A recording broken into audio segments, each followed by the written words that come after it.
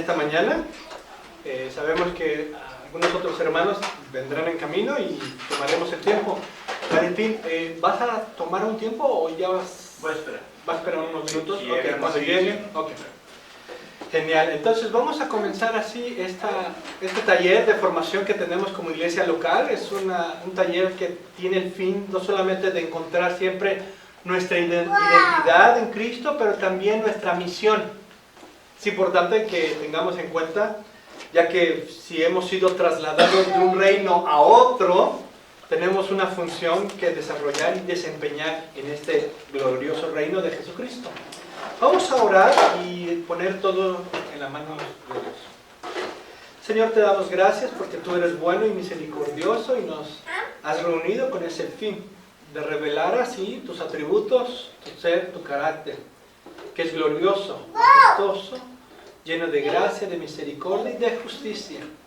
Por eso te pedimos que el día de hoy podamos aprender, crecer en tu palabra, en conocerte a ti y llevar una vida de gratitud por lo bueno que tú eres para con nosotros en Cristo Jesús. Te pedimos por los hermanos que vengan en camino, por aquellos que por complicaciones han tomado la decisión y por las necesidades de suplir alguna necesidad, que tú estés con ellos y que también los santifiques. Te pedimos que a lo largo de esta clase y del servicio de adoración podamos adorarte en espíritu y en verdad y que tú seas exaltado sobre todas las cosas. En el nombre de Jesús. Amén. Bueno, seguimos con los temas que hemos estado abordando los últimos domingos acerca... Ok, entonces los jóvenes pueden pasar con Valentín, ya que hay señales de acercamiento. Y los demás nos quedamos aquí en el taller. Hemos estado viendo acerca de esto que conocemos en la fe reformada como el mandato cultural. Hemos enfatizado Mateo capítulo 28, verso 18 al 20, sobre la gran comisión. Hemos dicho que en la gran comisión que hemos leído, Jesucristo diciendo que toda autoridad le ha sido dada en los cielos y en la tierra. Por lo tanto, id y hacer discípulos a las naciones, enseñándoles todas las cosas, y yo estaré con vosotros todos los días hasta el fin del mundo. Hemos mencionado ya en estos domingos atrás que este mandato cultural, ¿por qué cultural? Porque es cultivar, en este caso, los propósitos de Dios en nuestro entorno. Es tener en prioridades qué es lo que el Señor ha revelado en cuanto a nuestra misión. Hemos dicho que parte de este mandato cultural es la evangelización. Ir y predicar el evangelio a toda criatura en otros textos. No hay excepción. Debemos de predicar. Sabemos que la gracia es particular. Es en Cristo Jesús. Se revela a individuos quienes creen en Él por la gracia divina. Su gracia es particular, es salvífica. Pero la exposición del evangelio debe ser a toda criatura, llamando al arrepentimiento y a la fe. Por lo tanto, la predicación debe de ser anunciada a toda criatura, llamándolos así al arrepentimiento y fe, entendiendo nosotros que la gracia opera poderosamente por el poder del Espíritu Santo en su evangelio, trayendo hacia pecadores a la fe, creyendo en Cristo Jesús. De ahí se revela el sentido salvífico particular. Hemos enfatizado también que en este mandato cultural está el discipulado, el formar. Y eso no solamente en cuanto a los que vienen a profesar la fe, pero incluso aquellos que se levantan contra la fe, tenemos que saber defender la fe cristiana. Llevando, como vimos anteriormente el apóstol Pablo, llevando todo pensamiento cautivo a la obediencia que es en Cristo Jesús. Buenos días. Entonces, vemos que evangelizamos con el fin de que Dios revele en su evangelio su gracia salvadora, pero el discipulado implica a aquellos que vienen a la fe y a aquellos que no, nosotros llevar todo pensamiento a la obediencia de Cristo Jesús. Vamos a ponerlo algo más práctico. Ustedes se darán cuenta que vez tras vez hay muchos aspectos en el en la opinión pública que va cambiando. ¿Cuántos de nosotros, no sé, a ver, a lo mejor aquí cooperamos todos, cuando eran pequeños era importante ir a la iglesia, sea la iglesia católica romana o cualquier iglesia evangélica, era de mucha importancia, ¿verdad? ¿Se acuerdan? Entonces de chiquitos se nos exhortaba a ir a la misa, a la iglesia, al catecismo, a X cosas. Sin embargo, hoy las cosas han cambiado mucho, los últimos 15, 20 años. Hoy hay una sociedad que la opinión pública ya esas no son prioridades, ¿verdad? Hay otras prioridades. Quiere decir que no solamente una iglesia dejó de ser sal y luz en esa región, llamándola al arrepentimiento y a la fe, pero también discipulando a las naciones de que debemos de rendir servicio y adoración a nuestro Dios creador y que en Cristo Jesús es nuestro Salvador. Pero dejó de brillar esa iglesia o esas iglesias en esas regiones y gradualmente las tinieblas comienzan a instalarse donde había avanzado en un tiempo tal vez el Evangelio, tal vez misioneros llevando el Evangelio y discipulando así las regiones, los pueblos, las naciones. Ahora la gente se ha acostumbrado tanto que dejó esa opinión pública de que la cristiandad, el asistir, el aprender, el conocimiento, la verdad, Dios, Jesucristo, salvación, son importantes en la vida. Entonces se comienzan a alejar en el sentido de la opinión pública, y entonces cuando uno ya quiere, tenemos que, en este caso, re-evangelizar y re-discipular. Tenemos que nuevamente predicar el Evangelio si decimos ser una iglesia de sal y luz, con identidad y una misión. De lo contrario, nos vamos a aislar aquí, dar la espalda a lo cultural y vamos a estar solamente centrados en nosotros mismos. Ese es uno de los errores que a lo largo de la historia se repite una y otra vez, en diferentes versiones, de diferentes formas. Los monjes, en los años, estamos hablando de los años siglo VI, VII, creyeron que aislarse del mundo era lo que Dios hacía, llamaba. Y al final, no solamente dejaron la escritura, dejaron sus deberes en cuanto a doblegarse a la escritura y creer así a Jesucristo, pero al final hicieron sus propios conventos, donde se aislaron, dejando la escritura a un lado, pero también el mundo a un lado.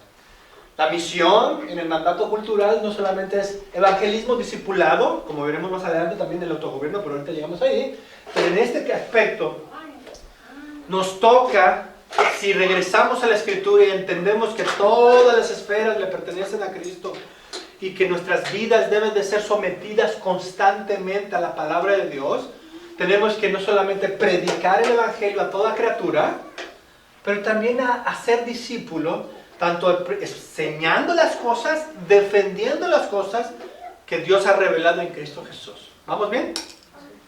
¿Alguna pregunta en cuanto a eso? ¿Vamos bien? Porque aquí vamos al tema de hoy. Que parte del mandato cultural no solamente es el evangelismo, el discipulado, pero también requiere el autogobierno.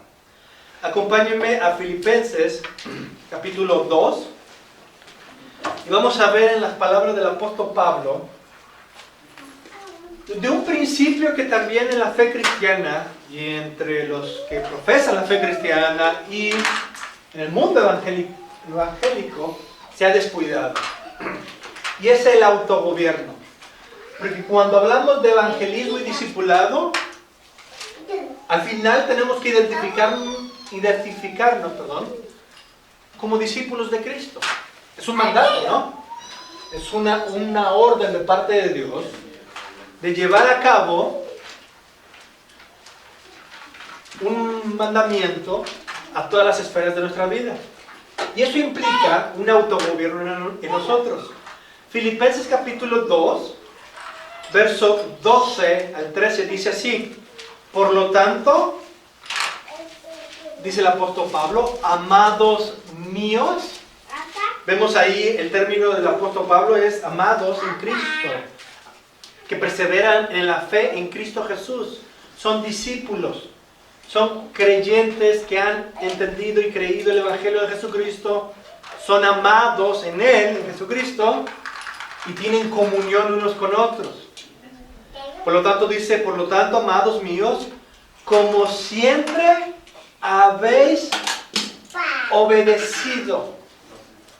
Es decir, que lo que hemos aprendido de nuestro Señor Jesucristo y luego a través de sus apóstoles, pues los amados creyentes que se cultivan en la palabra de Dios, están dispuestos a ser obedientes en cuanto al Evangelio, al discipulado y, ojo, a lo que vamos a ver ahorita, al autogobierno.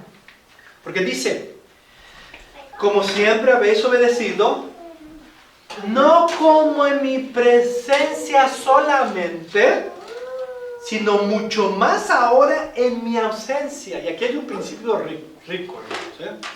Porque lamentablemente hoy en día las iglesias están lamentablemente tan alejándose de las Escrituras, que en lugar de ser la palabra de Dios, la fuente de conocimiento de verdad y de autogobierno que nos guíe cómo debemos de dirigirnos bajo Dios, al final terminan siendo los pastores, los ancianos, los diáconos, el comité, el comité de damas, el comité de jóvenes, porque los jóvenes quieren esto, hay que cumplir lo que los jóvenes quieren.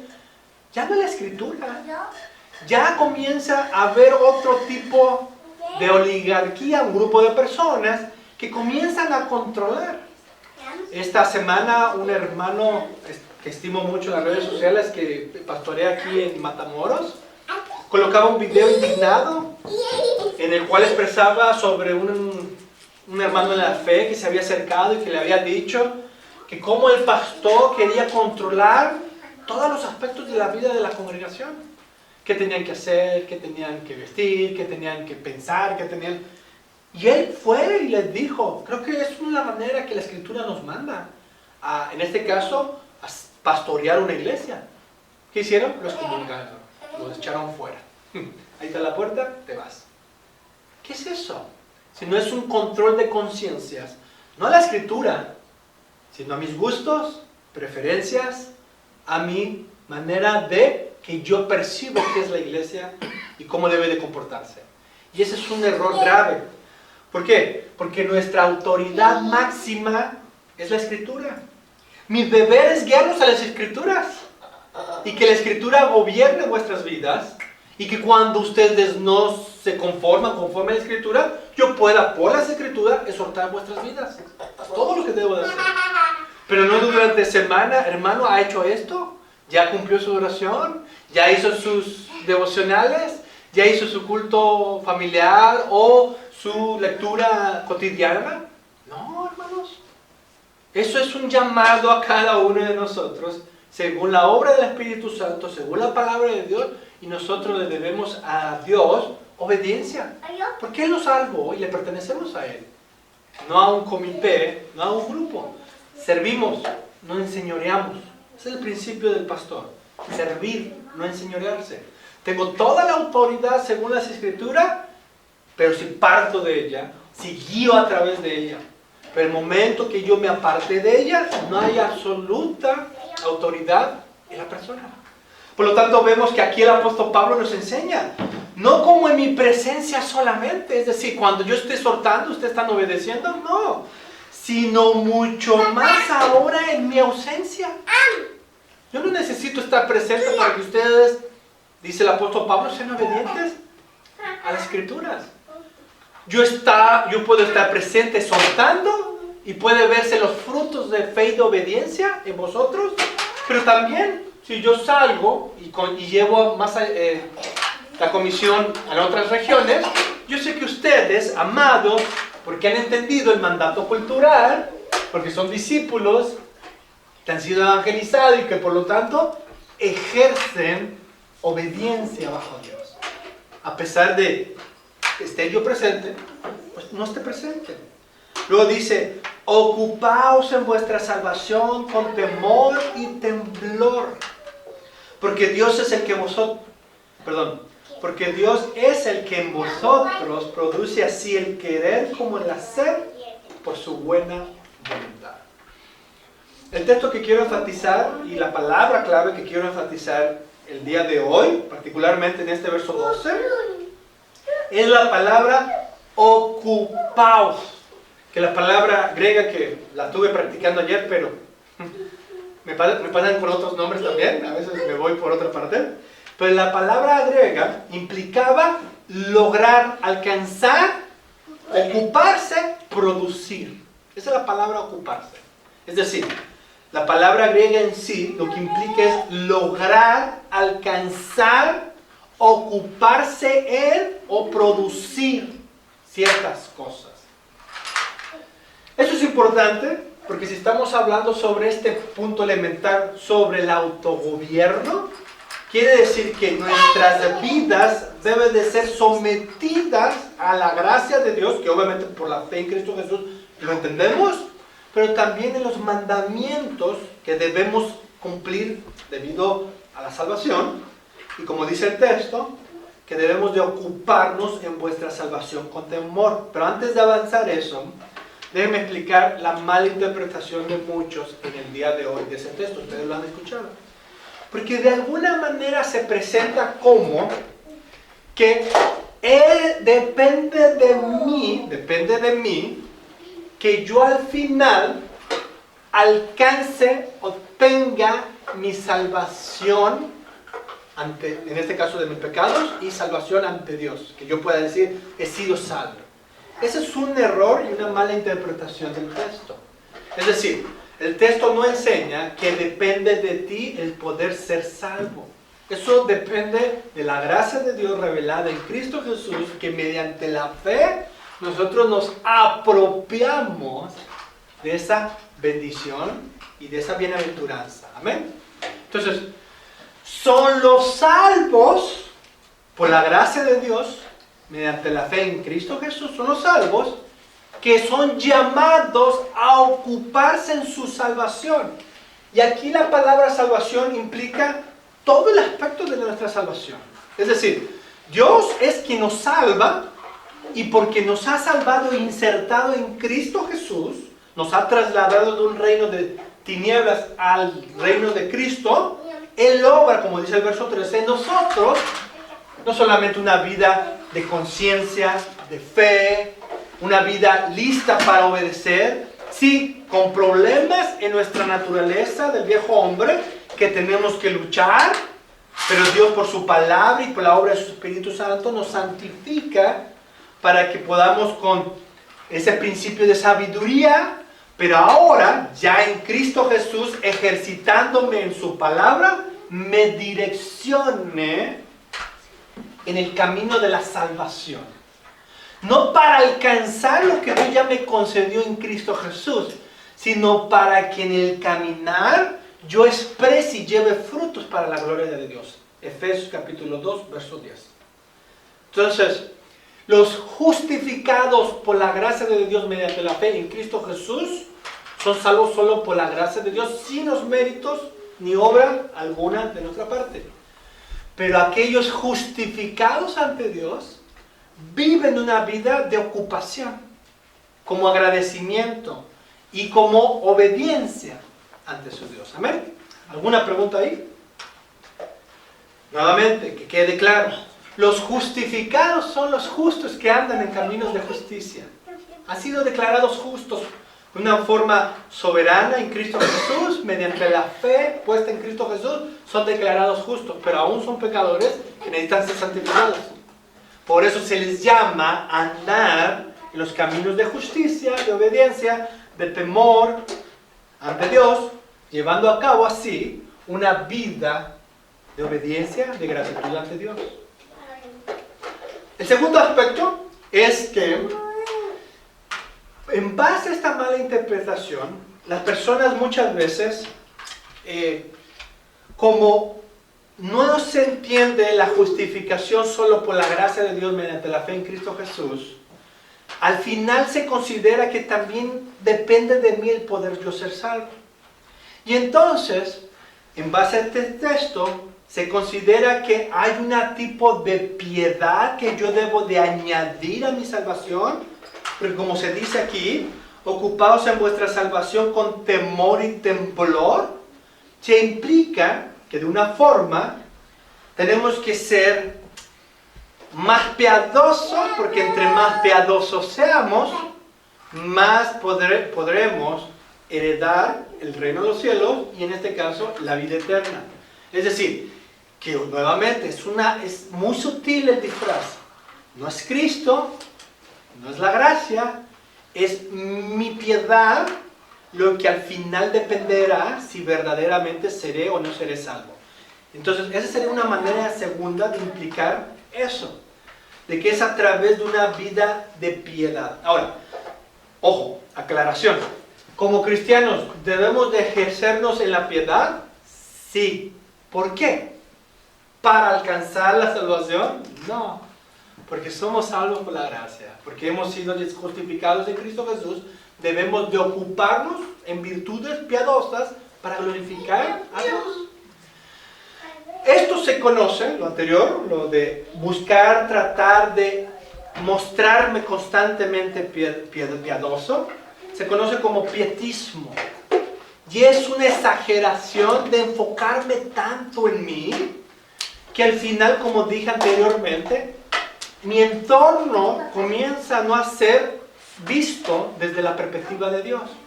Comienzo a ver solamente mis flaquezas, mis debilidades, mis ruinas, mis desgracias, y a través de una piedad quiero revertir eso, y entonces trato de ser por mi culpa, por mi comportamiento, o incluso hay personas que tanto es tan fuerte su pietismo dentro, que incluso corporalmente terminan jorobados, caminan con un paso, porque quieren aparentar un tipo de piedad que todos digan, qué hombre tan piadoso es que hay, ¿verdad? ¿Eso es lo que la Escritura habla en cuanto a esto? Obviamente no. Debemos de ocuparnos en cuanto a ser piadosos, generosos, obedientes, claro que sí, pero con una perspectiva no meramente, constantemente y enfermiza internamente, sino para la gloria de Dios, lo cual va a cubrir todo lo demás. Entonces la piedad no la voy a buscar en cuanto a mí, sino cómo debo de caminar en justicia, y en este caso ser piadosos con el necesitado, el vulnerable, el cómo llevar el evangelio predicando arrepentimiento y fe en Cristo Jesús, pero también discipulando. Entonces, la piedad no debe de ser vista internamente, sino como frutos para la obra del Señor en el exterior. Entonces, ¿por qué enfatizamos esto? Porque aquí viene la palabra, el ocuparse en vuestra salvación con temor y temblor. Si lo miramos hacia adentro, caeremos en un error de aislamiento y estaremos siempre viendo nuestras miserias. Pero cuando vemos, y como lo vamos a ver, el ocuparse en vuestra salvación con temor y temblor implica mirar desde adentro hacia afuera. Nuestro ocupar tiene mucha importancia. Porque no me voy a ocupar en aislarme y darme golpes de pecho y dando así la espalda a la misión, sino más bien desde adentro, con una vida, con una visión justificada en Cristo Jesús, me muevo hacia la piedad, la justicia, la libertad, la verdad, y de esa manera llevo el evangelismo y el discipulado. Quiero aclarar esto porque el pietismo abandona esto, chicos, lo abandona, lo deja atrás, y los deja atrás, el pietismo. En cambio, el autogobierno, y en este caso el mandato cultural de llevar el evangelio, a ser discípulos, somos pecadores, pero somos declarados justos en Cristo Jesús, y me paro firme en la gracia de Dios y me ocupo en los caminos de justicia que Dios me llama a que viva. Amén. Y en este caso, Si es necesario evangelizar o reevangelizar, si es necesario discipular o rediscipular, es necesario el autogobierno, de obedecer a Dios conforme a su palabra en todos los aspectos de nuestra vida. Y aquí nuevamente regresamos a la palabra y vamos a volver a verlo en principios prácticos a lo que nos referimos. La palabra otra vez, ocuparse. Porque ese es el mandato del apóstol Pablo aquí. Ocupaos en vuestra salvación con temor y temblor. Dijimos anteriormente que la palabra ocupaos implica alcanzar, lograr, pero la palabra que nos puede dar más luz es producir.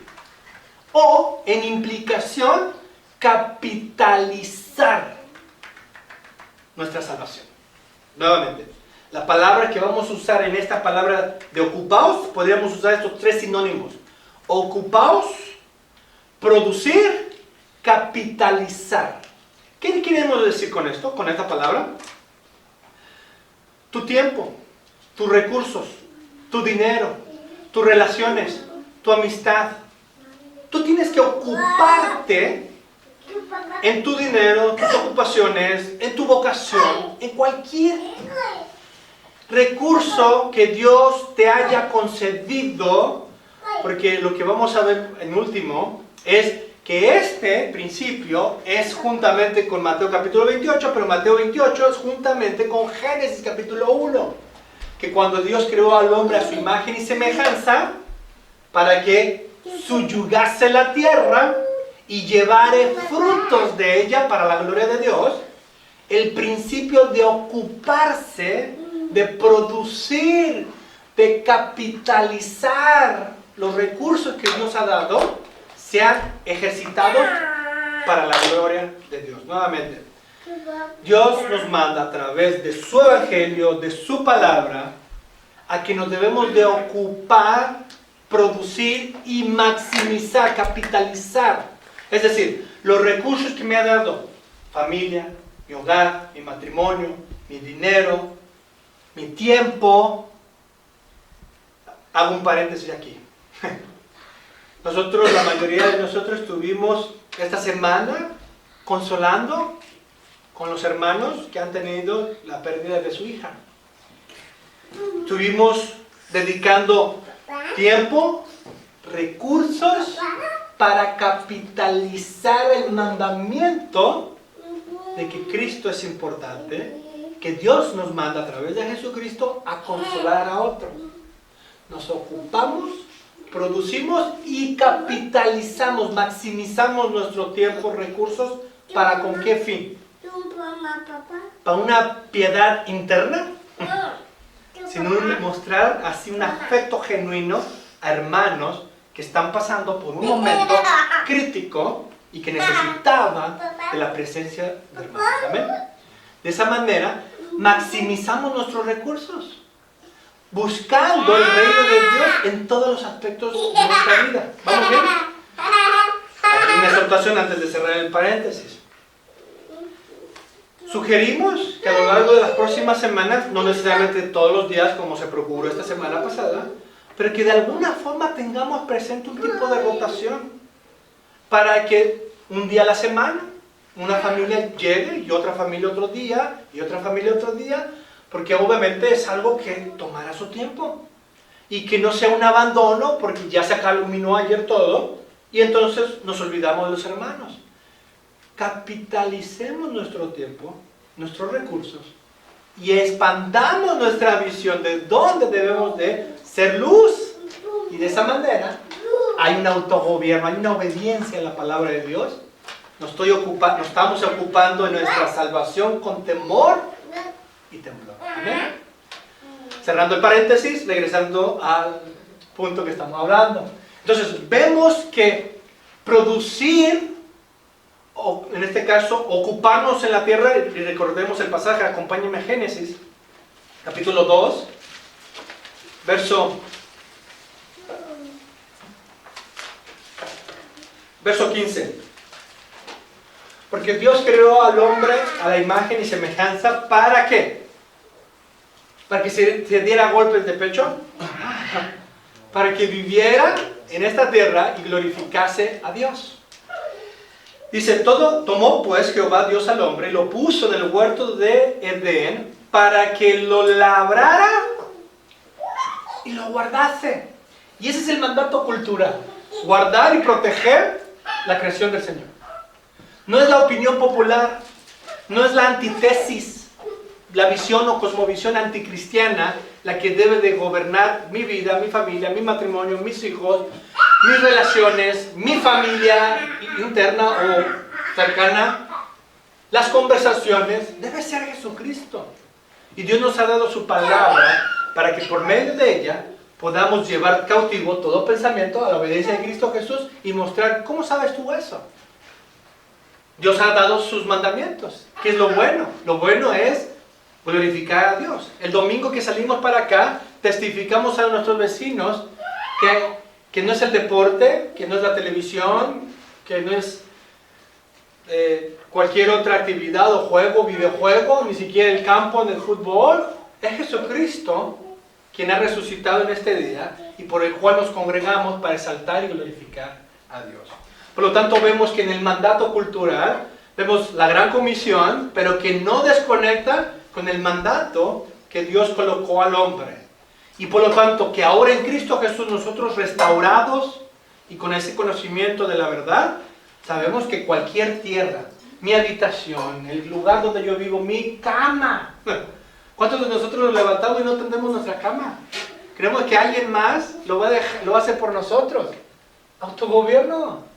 Obviamente, los que están casados, hay una cooperación. A veces me toca tender la cama y a veces me toca lavar los platos. Porque es parte de la cooperación. Pero en última instancia, sea la área que nos toque vivir, tiene que ser autogobernada, en obedecer así los mandamientos de Dios, cultivando así toda la esfera y, ojo, capitalizando los recursos que Dios nos ha dado. ¿Qué puedo hacer yo esto para el reino de los cielos? ¿Qué puedo hacer nuestros hijos? Muchas veces quitamos nuestros ojos a nuestros hijos y dicen, bueno, con que se gradúe, con que termine el college. No, ese no es el objetivo, ese es un medio. El fin es que él se realice o que sus topes, porque en realidad es que ellos tengan a través de la educación, eleven sus topes a una esfera mayor para que desde ahí coloquen a Cristo como Señor de su vida y todas las esferas terminen siendo gobernadas por Él. No es lo mismo cuando nosotros tenemos un tope y aquí estamos rebotando. Queremos crecer, pero porque tenemos ciertos límites, regresamos.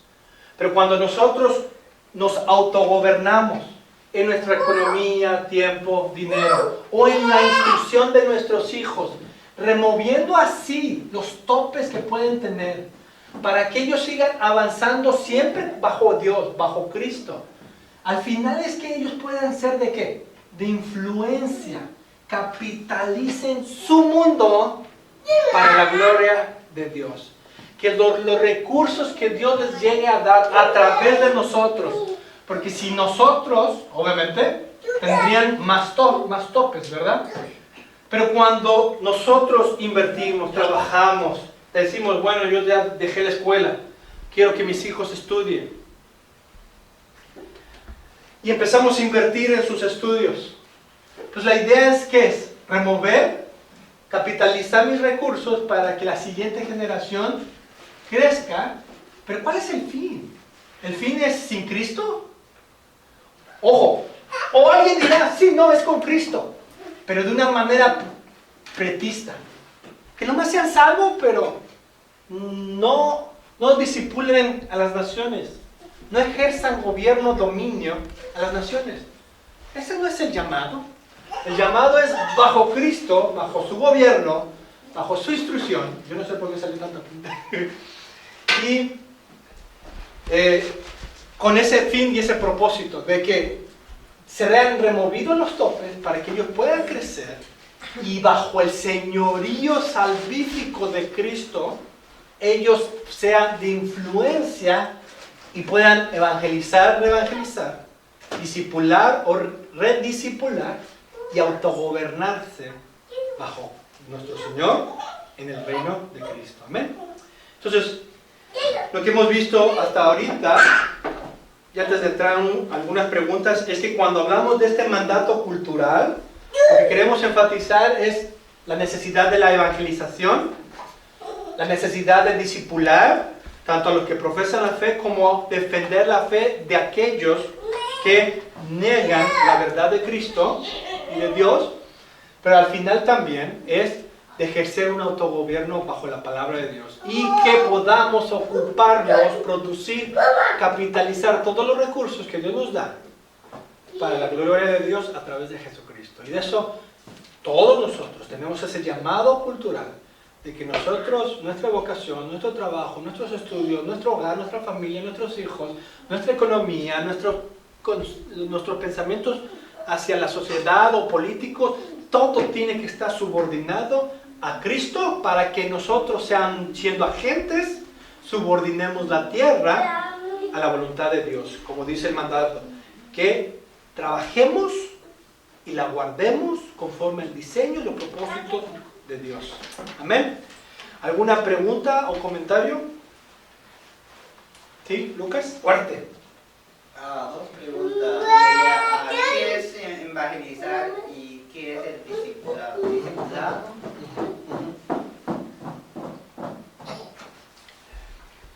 Cuando hablamos de evangelizar, tenemos que entender que, como vimos anteriormente en los domingos antepasados, tenemos una cosmovisión que abarca todos los aspectos de la vida.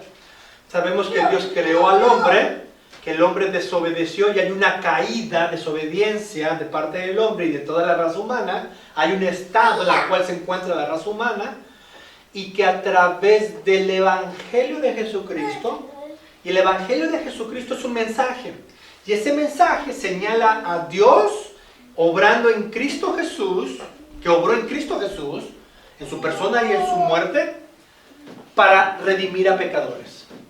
Llamamos a hombres, a mujeres, al arrepentimiento mediante la fe en Cristo Jesús.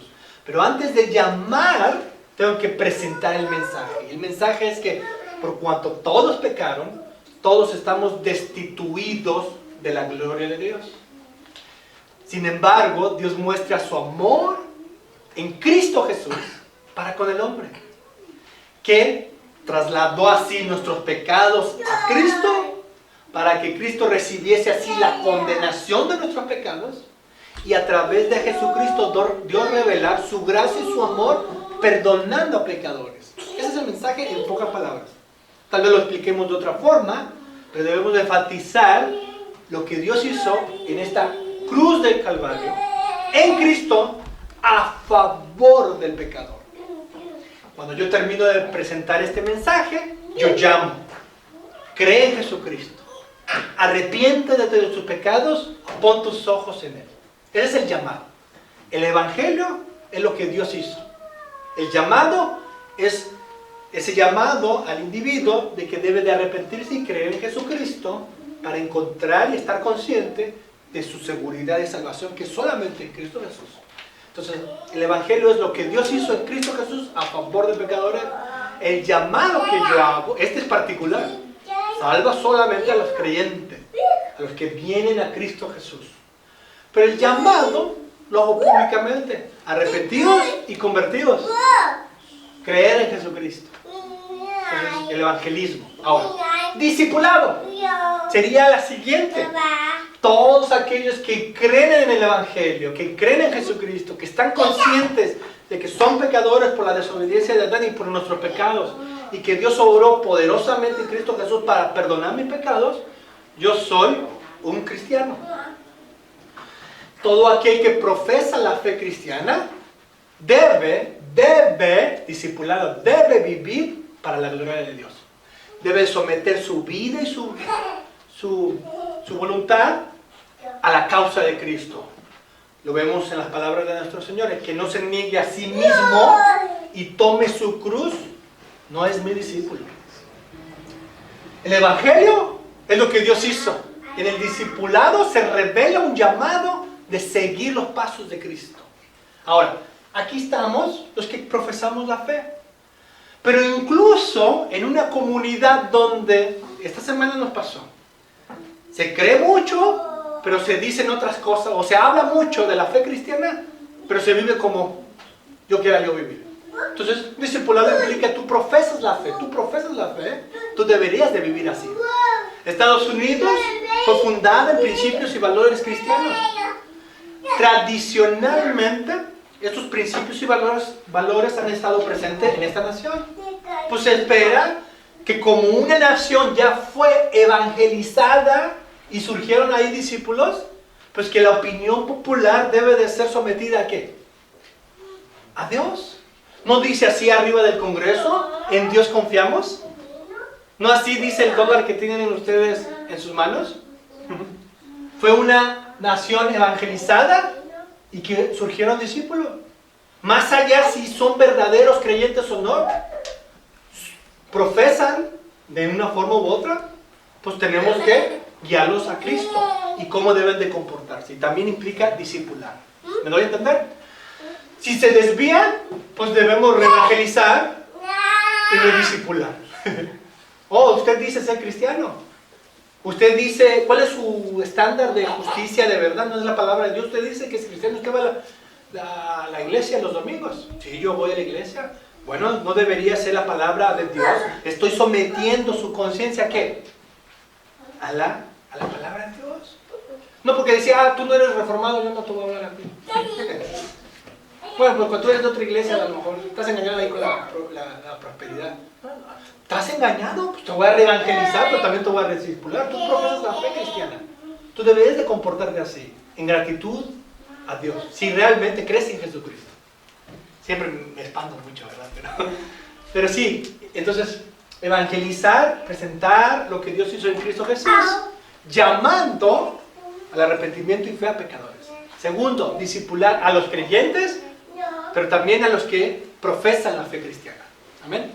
E incluso el incrédulo, sometiéndolo a la verdad, lo que es justo, porque de lo contrario, también tendremos serios conflictos. Pero bueno, ¿alguien más? ¿Alguna pregunta? Más que todo es para estar claros, en cuanto a hacer dadivosos, no hay una medida, sino orden, hacerlo ordenadamente. Muy bueno. Somos obedientes en cuanto al principio, pero Dios nos concede la libertad según nuestros recursos. Por eso la Escritura enfatiza mucho cómo hemos prosperado. Somos mayordomos, no voy a vender mi casa y mis recursos para repartirlos necesariamente a los pobres y llevar así a pobreza a mi hogar, mi familia, mis hijos. Y así depender mañana de actos de caridad. Sino debo de ser un buen mayordomo y aquellas, por eso decíamos la palabra producir y capitalizar, maximizar aquellos recursos y en eso ser benevolente con otros.